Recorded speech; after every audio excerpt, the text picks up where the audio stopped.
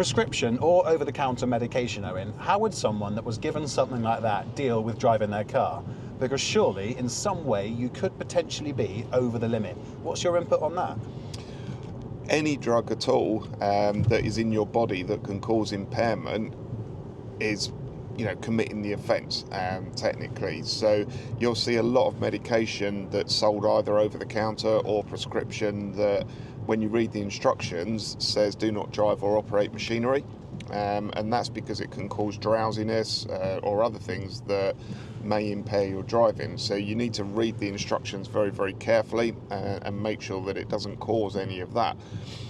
If we deal with you for potential impairment and we take bloods, then we will look for absolutely anything in your body that could have caused that impairment. So, not just the usual things that people would think of, but medications such as tramadol or anything like that that can cause that potential impairment. So you could literally have depression and have depression medication, and that could potentially put you over the limit.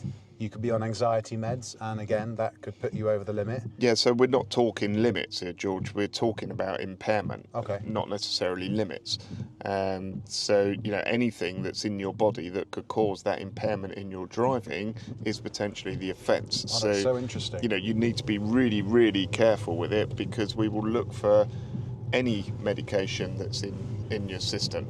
Not just the usual things that people think of, which is generally the illegal so that could controlled even meds. Something like my mum and dad's chemo medication. Could that potentially put them over the limit or potentially have them at risk? I don't know what goes into the chemo meds, but anything that could cause drowsiness in those meds is potentially going to impair your driving.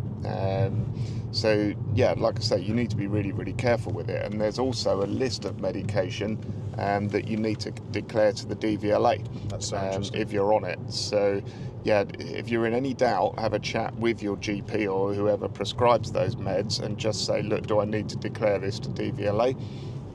Because potentially you're driving otherwise than in accordance with the licence if you don't.